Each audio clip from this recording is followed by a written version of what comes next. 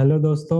और मैं समझ पा रहा हूँ कि आप लोग का टाइम अभी बहुत क्रिटिकल चल रहा होगा। कौन से कॉलेज लेना है, कौन सी ब्रांच लेनी है, कैसी प्लेसमेंट है, आगे का फ्यूचर क्या होगा। तो अभी बहुत ज़्यादा क्रिटिकल है, आप इस पे बहुत ज़्यादा कंसंट्रेट करें, इसको लाइट में बिल्कुल भी ना लें। और जो भी ब्रांच आप ले रहे हैं वहाँ के सीनियर को कांटेक्ट कीजिए, उनका प्लेसमेंट जानिए, कौन सा सब्जेक्ट आपको पढ़ना होता है वो जानिए।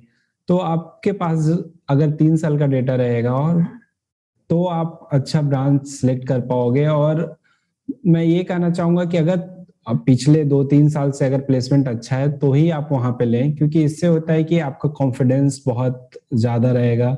फिर आपके सीनियर आपको गाइड कर सकते हैं कि यहाँ की प्लेसमेंट लेनी है तो आपको क्या-क्या पढ़ना होगा। और ये वीडियो मैं बना रहा हूँ तो केयर के क्वेश्चन बताऊँगा और कुछ क्वेश्चन दूसरे डिपार्टमेंट के भी मैं बताऊँगा। बट ये वीडियो किसी भी जहाँ भी इंटरव्यू हो रहा है आईआईटी में, उसके लिए हेल्पफुल है। और मैं आपको अपने टाइम की स्टोरी बताता हूँ कि अभी तो आपका वीडियो कॉन्फ्रेंसिंग पे इंटरव्यू होगा, बट हमें क्या होता था, कॉलेज विजिट करना होता था।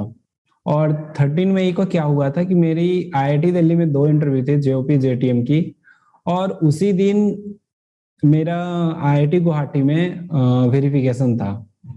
तो मैंने 1 बजे तक दोनों इंटरव्यू दिया और फिर मैंने फ्लाइट लेके आईआईटी गुवाहाटी गया और वहाँ डॉक्यूमेंट्स वेरीफाई करवाया। 14 को मेरा डेटा साइंस का एग्ज़ाम था, तो डेटा साइंस का एग्ज़ाम दिया। फिर 15 को मेरा वापस केयर का इंटरव्यू था, तो फिर मैंने फ्लाइट लेके यहाँ आया और फिर आईआईटी दिल्ली में इंटरव्यू दिया।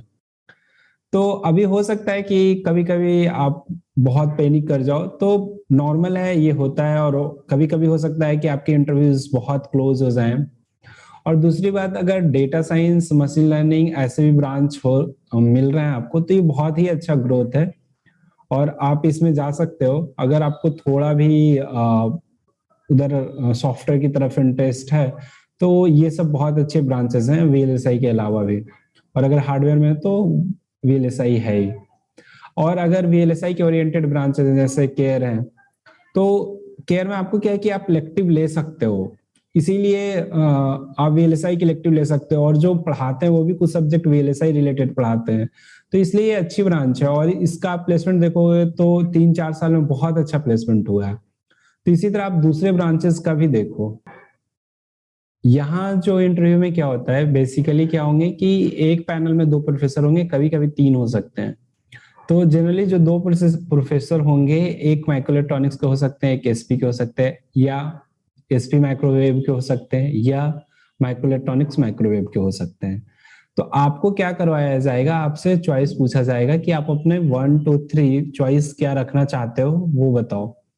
तो सपोज आपने माइक्रो इलेक्ट्रॉनिक्स और एसपी रखा, तो आपको उस पैनल में भेजा जाएगा जिसमें माइक्रो इलेक्ट्रॉनिक्स और एक एसपी के प्रोफेसर बैठे हुए हैं। अगर आपने माइक्रो इलेक्ट्रॉनिक्स माइक्रोवेव रखा तो आपको उस पैनल भेजा जाएगा जहां माइक्रो इलेक्ट्रॉनिक्स और माइक्रोवेव के होंगे। तो इस तरह से होगा। और अगर आपने सपोज माइक्रो इलेक्ट्रॉनिक्स और एसपी भरा है, सेकेंड ऑप्शन है, थर्ड ऑप्शन है माइक्रोवेव, अगर तीनों प्रोफेसर है तो तीनों से पूछेंगे, बट मोस्टली ऐसा होगा कि 2 ही प्रोफेसर होंगे। तो आपको suppose micro electronics first option है तो माइक्रो इलेक्ट्रॉनिक्स से क्वेश्चन पूछेंगे। उसके बाद वो एसपी से पूछेंगे कि सपोज आपने माइक्रो इलेक्ट्रॉनिक्स में अच्छा नहीं किया या उनको लगा कि आप एसपी में ज्यादा अच्छे हो, तो आपको सेकंड चॉइस मिलेगा, बट इन जनरल आपको फर्स्ट चॉइस मिलेगा। अब आप कहोगे कि ये चॉइस कैसे डिसाइड करें, तो मेरा ये मानना है कि तीनों का प्लेसमेंट बहुत अच्छा है। और मेरे जितने भी सारे फ्रेंड हैं माइक्रोवेव के, एसपी के, मैं माइक्रो इलेक्ट्रॉनिक्स हूँ, तो उनकी भी उतनी अच्छी प्लेसमेंट हुई, वो भी वीएलएसआई इंडस्ट्री में है। तो आपको बिल्कुल भी ये नहीं सोचना है कि प्लेसमेंट कैसा है। अब दूसरी बात कि फिर भी हम चॉइस कैसे करें, तो आप सबसे पहले देखो कि आप उस किसके क्वेश्चन बताने में अच्छे हो, आपको किसका नॉलेज ज्यादा अच्छा हो, किसमें आप कंफर्टेबल हो। लाइक अगर माइक्रो इलेक्ट्रॉनिक्स में जाना है तो आपको ईडीसी अच्छे से आना चाहिए और एनालॉग आना चाहिए। अगर आप एसपी में जा रहे हो तो आपको सिग्नल अच्छे से आना चाहिए और कम्युनिकेशन आना चाहिए। अगर माइक्रोवेव में हो तो आपको जो ईएमटी हमने पढ़ा था वो बहुत अच्छे से आना चाहिए। तो आप बेसिकली ये देखो कि आप किसके क्वेश्चन बताने में ज्यादा अपने आप को कंफर्टेबल महसूस करते हो। मैं आज आप लोग के सामने कुछ क्वेश्चन भी बताऊंगा, तो आप ये देख लेना कि आप किस टाइप के क्वेश्चन जान रहे हो, या आप अभी आपके पास कुछ टाइम है तो उसमें पढ़ सकते हो।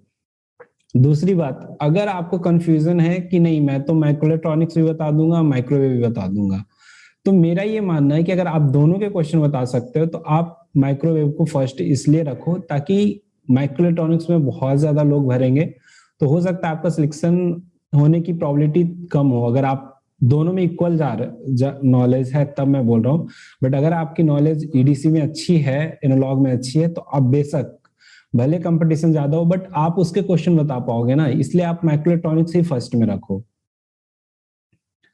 तो ये तो हो गया कि आप कैसे सिलेक्ट करते हो तीनों, और मैं क्वेश्चन बाद में बताऊंगा, पहले मैं आपके क्वेश्चन देख लेता हूं कि आपने क्या क्या पूछा है। सबसे पहले मैं लिंक्डइन पे जो मुझसे क्वेश्चन पूछे गए हैं वो मैं बताता हूँ। एक ने मेरी जूनियर ने पूछी है कि अगर इलेक्ट्रिकल ब्रांच है तो हम कैसे प्रिपेयर करें। तो बेसिकली देखो, इलेक्ट्रिकल ब्रांचेस के मुझे पता है कि स्कोर अच्छे हैं और इसी के कंपैरिजन में, बट क्या है कि अगर आप इंटरव्यू देते हो तो कहीं ना कहीं थोड़ा इसी को एडवांटेज है, क्योंकि ये जो ब्रांचेस हैं वो इसी रिलेटेड हैं, तो वो इसी के ही चीज पूछेंगे। अब जहां तक मुझे इलेक्ट्रिकल वाले फ्रेंड्स इंट्रैक्शन हुआ है पहले भी, तो मुझे ऐसा लगता है कि आप लोग ईडीसी कम पढ़ते हो, एनालॉग पढ़ते हो, एनालॉग सर्किट पढ़ते हो, सिग्नल सिस्टम पढ़ते हो, आप कम्युनिकेशन नहीं पढ़ते, माइक्रोवेव नहीं पढ़ते। हाँ, जो इंजीनियरिंग सर्विस का कर रहे होंगे प्रिपरेशन वो पढ़ रहे होंगे। तो अब मुझे ऐसा लगता है कि अगर आप ईडीसी एनालॉग में अच्छे हो तो आप माइक्रोइलेक्ट्रॉनिक्स भरो। अगर आपने सिग्नल भरा तो आपसे कम्युनिकेशन के रैंडम वेरिएबल सभी पूछे जाएंगे, तो आप देखो कि आप उसमें कंफर्टेबल है कि नहीं। तो मुझे ऐसा लगता है, मेरा ये पर्सनल ओपिनियन है कि मे बी इलेक्ट्रिकल वाले माइक्रोइलेक्ट्रॉनिक्स में थोड़ा ज्यादा कंफर्टेबल हो, और आप जो ईडीसी में मैं कुछ बताऊंगा टॉपिक्स आपको उस अभी कवर कर लेने चाहिए। अगर आप कम्युनिकेशन सिग्नल और माइक्रोवेव में हो कंफर्टेबल तो ठीक है, आप वो भर देना, बट मेरा ये ओपिनियन था। और एक क्वेश्चन हमसे पूछा गया था, मुझसे पूछा गया था कि यहाँ पे स्कोर का कितना वेटेज है और इंटरव्यू का कितना वेटेज है। तो मुझे ऐसा लगता है और मेरे फ्रेंड को भी ऐसा लगता है जो मेरे बैचमेट है, कि यहाँ पे स्कोर का, आपने एक बार इंटरव्यू के लिए एलिजिबल हो गए तो फिर स्कोर मैटर नहीं करता है। क्योंकि मैंने अपने टाइम पे देखा था कि 300 जो रैंक थी या 200 रैंक थी, उनको भी नहीं मिल रहा था, यहाँ पे सिलेक्शन नहीं हुआ था, बट जो 800 रैंक थी उनका भी सिलेक्शन हो गया था। मैं जनरल की बात कर रहा हूँ। तो बेसिकली क्या है कि आप इंटरव्यू में कैसे परफॉर्म करते हो उस पर डिपेंड करता है मोस्टली। अब एक क्वेश्चन आता है कि क्या यहाँ पे सीट फिक्स्ड है, माइक्रोइलेक्ट्रॉनिक्स के इतने हैं या सिग्नल प्रोसेसिंग के इतने हैं, माइक्रोवेव के इतने हैं। नहीं, कोई ऐसा सीट फिक्स नहीं है, और वो डिपेंड करता है कि कितने कैंडिडेट क्या फील करते हैं, उसके अनुसार से वो सिलेक्ट करेंगे। बट ऐसा कुछ फिक्स नहीं है कि 10 सीट इसमें है, 10 सीट इसमें है, ऐसा बिल्कुल भी नहीं है। अब एक हमारे जूनियर ने पूछ रहे थे कि यहाँ के माइक्रोइलेक्ट्रॉनिक्स और जो हमारा इंटीग्रेटेड सर्किट है उसके करिकुलम में कितना डिफरेंस है। तो एक्चुअल में आप देखोगे तो इलेक्टिव में आप उनके जो अच्छे अच्छे सब्जेक्ट है वो ले सकते हो, जैसे डिजिटल आईसी डिजाइन है, मिक्स सिग्नल है, आरएफआईसी है, सीमॉस सेमीकंडक्टर मेमोरी है। तो जो भी ये 4 इंपॉर्टेंट सब्जेक्ट है ये आप उनके ले सकते हो। अब जो दोनों में सेम क्या है, सेम एक है जो उनको भी फैब्रिकेशन पढ़ाते हैं, बट उनको थियोरेटिकली पढ़ाते हैं और हमें थियोरेटिकली के साथ प्रैक्टिकल भी करवाते हैं। और आप बेसिकली यहाँ पे फैब्रिकेट करोगे, आप सारे प्रोसेस करोगे, फोटोलिथोग्राफी करोगे, ऑक्सीडेशन करोगे। जैसे हमने पूरी जो स्टेप पढ़ी थी ना मॉस बनाने की, वो पूरा आप यहाँ पे माइक्रोइलेक्ट्रॉनिक्स में करोगे, बट वो इंटीग्रेटेड इलेक्ट्रॉनिक्स वालों को नहीं करवाते हैं। फिर एक और सब्जेक्ट सेम है जो बेसिकली एडीसी जैसा ही है, इलेक्ट्रॉनिक डिवाइस एंड सर्किट जो हम गेट में पढ़ते हैं वैसा ही है, तो वो दोनों का सेम है। तो अगर आप इलेक्टिव अच्छे से चूज करते हो तो आप जितने भी इंपॉर्टेंट सब्जेक्ट हैं आईईसी के आप वो कर सकते हो, और सेम क्लास में बैठ के कर सकते हो। मतलब सेम ही फैकल्टी आपको पढ़ाती है, आपको बस वो सब्जेक्ट लेना है, सेम हॉल में बैठोगे बट हाँ, आप पहले आईएससी को फर्स्ट नंबर पे प्रेफरेंस दो, उसके बाद ही इस ब्रांच को प्रेफर करो। अब आप लोगों में से एक ने पूछा था कि सर आप 2 साल के जो इंटरव्यू दिए हैं आप उनसे पूछ सकते हो, तो बेसिकली हमारा ही बैच है जो आपको बता सकता है कि इंटरव्यू में क्या क्या पूछा गया है, क्योंकि लास्ट 2 साल वाले डायरेक्ट गेट स्कोर से एडमिशन लिए हैं। तो अब चलते हैं कि कैसे आपको प्रिपेयर करना चाहिए इसका। तो जैसे कि आप जानते हैं 3 हैं, तो सबसे पहले आप माइक्रोइलेक्ट्रॉनिक्स के लिए ये मान लो कि एनालॉग एडीसी के क्वेश्चन पूछे जाएंगे। ठीक है, तो मेरे पास कुछ क्वेश्चन हैं जो पूछे गए हैं, मैं आपको बता देता हूँ, और हो सकता है कि सेम क्वेश्चन आपको इंटरव्यू में पूछ लिया जाए। तो एक्चुअली मैंने अपने बैचमेट को कांटेक्ट करने का ट्राई किया, और वो 3 साल पहले हो गया था कि तो कितने लोगों को क्वेश्चन याद थे, कितने लोगों को नहीं थे। और जैसा कि हम लोग सारे बैचमेट जॉब में हैं, तो कुछ लोग के पास वर्क प्रेशर बहुत ज्यादा था, तो वो लोग बता नहीं पाए, और हमें जल्द से जल्द आपको एक वीडियो देनी थी इस रिगार्डिंग, तो कुछ ही लोगों से मैं कलेक्ट कर पाया। बट हाँ, आपको इससे इनफ आइडिया मिल जाएगा। तो आपको मॉसफेट में पूछा जाएगा कि आप सीवी कैरेक्टरिस्टिक बताएं हाई फ्रिक्वेंसी और लो फ्रिक्वेंसी के लिए। तो दोनों के ग्राफ में जो डिफरेंस होता है वो क्यों है, ये आपको एक्सप्लेन करना पड़ेगा। ये ग्राफ ऐसा ही क्यों है, ये एक्सप्लेन करना पड़ेगा। फिर एक क्वेश्चन आता है कि कंडक्टिविटी वर्सेस टेम्परेचर का ग्राफ बनाइए। तो आप वो ग्राफ कैसे डिराइव होता है, तो मतलब क्या लॉजिक है उस ग्राफ का, आपको वो बताना पड़ेगा। और इसी में एक और आ जाता है कि डोपिंग वर्सेस टेम्परेचर का ग्राफ बताइए। फिर एक आता है कि मोबिलिटी वर्सेस टेम्परेचर का ग्राफ बताइए। फिर आपको आ जाएगा कि जेनर डायोड और एवलांच डायोड में क्या डिफरेंस है। फिर थोड़ा आपसे ये पूछ सकते हैं कि जैसे वोल्टेज डिवाइडर वाइस होता है बीजेटी में, तो आपको डायग्राम बनाने के लिए बोल सकते हैं कि आप ये डायग्राम बनाओ। और फिर ये पूछ देंगे जो आरी है, वो आरी का क्या मतलब है, और क्यों ये सबसे ज्यादा स्टेबल बायस्ड है। तो आपको बताना पड़ेगा स्टेबिलिटी फैक्टर से कि आरी का क्या वहां पे इम्पोर्टेंस है। तो आपको ये अच्छे से एक्सप्लेन करना पड़ेगा कि 3 होते हैं, तो तीनों में से यही वोल्टेज डिवाइडर बायस्ड ही क्यों सबसे अच्छा है। फिर आपसे ये पूछा जाएगा कि आप मॉसफेट में जो होता है डिप्लीशन मोड, इन्वर्जन मोड, वो क्या होता है, कैसे होता है, उसकी आपको एक्सप्लेन करना पड़ेगा। फिर आपको बीजेटी में कंसंट्रेशन का ग्राफ पूछ सकते हैं। फिर आपको फर्मी लेवल का जो पोजीशन होता है वो पूछ सकते हैं कि एन टाइप में कैसा होगा, पी टाइप में कैसा होगा। तो जैसा कि आप देख रहे हैं माइक्रो इलेक्ट्रॉनिक्स में आपको बेसिकली जो बेसिक्स हैं इलेक्ट्रॉनिक्स के वो पूछे जाते हैं। देखा जाता है कि आप कितने बेसिक्स के साथ क्लियर हो। तो आपको बेसिकली ईडीसी अच्छे से पूरा क्लियर करना है ताकि आपको पूरा बेसिक आए, और एनालॉग उसके बाद अगर आपको टाइम बचता है तो आपको एनालॉग करना है। तो ये तो था माइक्रो इलेक्ट्रॉनिक्स में क्या पूछे जाते हैं। अब मैं आपको बताता हूँ सिग्नल प्रोसेसिंग में क्या पूछे जाते हैं। तो सिग्नल प्रोसेसिंग में सबसे जो हॉट टॉपिक है वो रैंडम वेरिएबल है, क्योंकि पता है पूरी कम्युनिकेशन उसी पे चलती है, तो बहुत ही ज्यादा हॉट टॉपिक है, तो वो आपको अच्छे से आना चाहिए। दूसरा फिर डीएफटी एफएफटी, हमें एफएफटी की क्या जरूरत पड़ी, डीएफटी क्यों जरूरी है, फोरियर ट्रांसफॉर्म किस लिए है। तो ये आपको बेसिकली जो सारे क्वेश्चन है आपको लॉजिकली पूछे जाएंगे और लॉजिकली ही एक्सप्लेन करना है। और सिग्नल सिस्टम में एक मेरे फ्रेंड से पूछा गया था कि सिलेंड्रिकल एंड कोन का जो एरिया का फॉर्मूला होता है वो ड्राइव करके आप बताओ कि कैसे आ रहा है। फिर मेरे फ्रेंड को एक और क्वेश्चन पूछा गया था गॉसियन प्रोफाइल से रिलेटेड, तो आपको वो आना चाहिए। और गॉसियन आप देखते भी होंगे, अपने कम्युनिकेशन पढ़ा होगा कि वो कितना इंपॉर्टेंस रखता है। पूरा जो रैंडम वेरिएबल वाला चैप्टर है उसमें गॉसियन का हम कितना ज्यादा यूज करते हैं। और आपको प्रोबेबिलिटी से भी क्वेश्चन पूछा जा सकता है, और थोड़े मैथ से क्वेश्चन पूछे जा सकते हैं, लाइक मैट्रिसेस से भी कुछ क्वेश्चन पूछे जा सकते हैं। बट ये आप लिस्ट प्रायोरिटी में रखना। सबसे पहले आप रैंडम वेरिएबल, कम्युनिकेशन का वर्जन प्रोफाइल, प्रोबेबिलिटी, ये सब थोड़ा पढ़ के आना। उसके बाद सिग्नल का डीएफटी, एफएफटी, फिर आप ये मैट्रिक्स पढ़ के आना। तो ये सिग्नल प्रोसेसिंग के इस एरिया से आपको क्वेश्चन पूछे जाएंगे।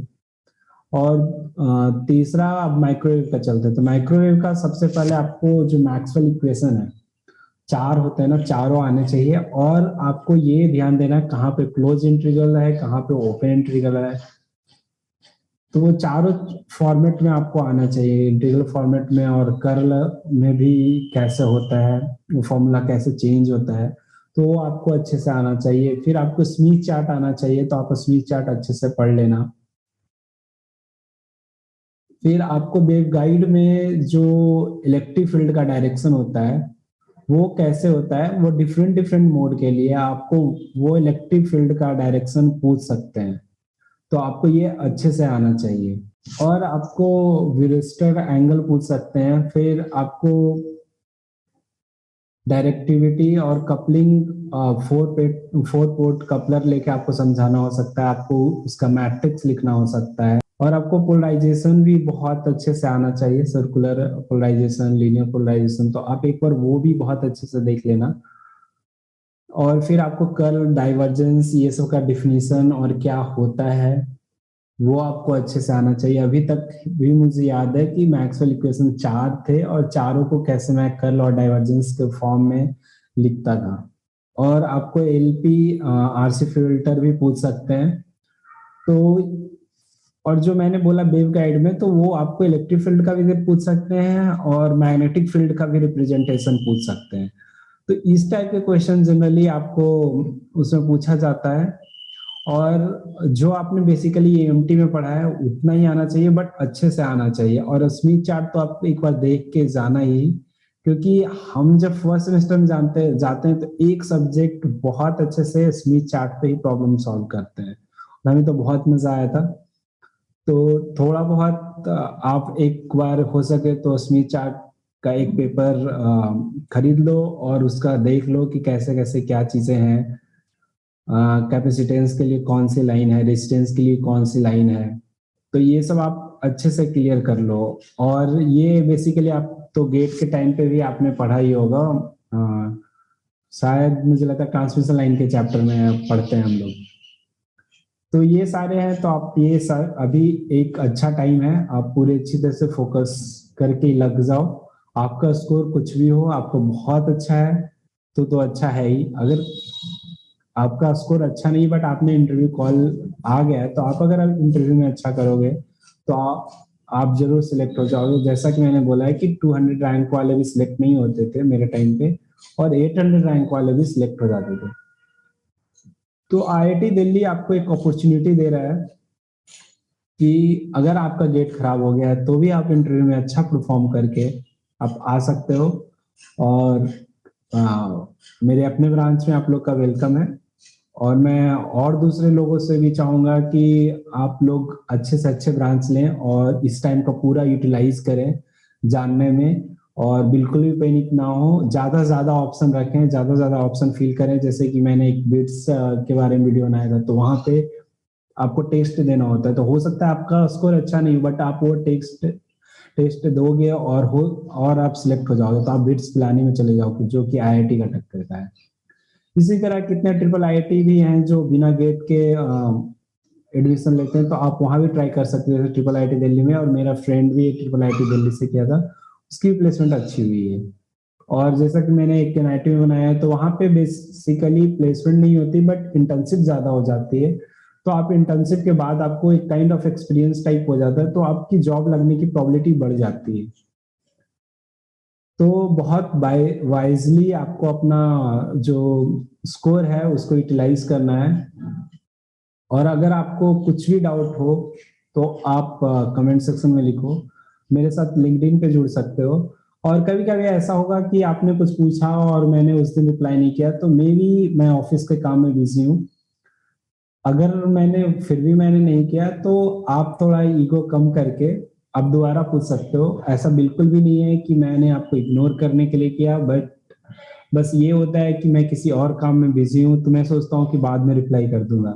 बट हो सकता है मेरे दिमाग से निकल जाए, तो आप बिल्कुल भी ईगो ना रख के दोबारा सेंड कर सकते हो। और बेस्ट ऑफ लक दोस्तों, कॉन्ग्रेचुलेसन कि आपने अच्छा गेट स्कोर आप लोग का आया है। अब नेक्स्ट स्टेज है, जिस तरह आपने गेट में मेहनत की आपको इस टाइम भी करना है। फिर आप एक बार कॉलेज चले जाओगे तो उसके बाद आप कंपनी के लिए स्टार्ट करोगे प्रिपरेशन। इसके लिए भी मेरे वीडियोस हैं, आप वो सारे देख सकते हो। बट अभी आप पूरी तरह से इनटेक पे फोकस करो। और जिस भी ब्रांच ले रहे हो, मैं एक बार फिर रिपीट करना चाहता हूँ कि आप वहाँ के सीनियर से इंटरेक्ट करो, उनके बारे में जाओ, लिंक्डइन पे कांटेक्ट करो या उनकी वेबसाइट से ईमेल आईडी लो और कांटेक्ट करो। कोई होंगे सीनियर जो आपको रिस्पॉन्ड करेंगे, और उनसे उनसे वहाँ के करिकुलम और प्लेसमेंट के बारे में जान के ही एडमिशन लो। तो ऑल द बेस्ट दोस्तों, और आप सब अच्छे कॉलेज में जाओ। और जब आपको मिल जाए तो आप यहाँ पे वीडियो के पे आके आप कमेंट करना कि सर मुझे ये कॉलेज मिल गई है। मुझे बहुत खुशी होगी जान के कि आप लोग बहुत अच्छे जगह पे जा रहे हैं। थैंक्स दोस्तों।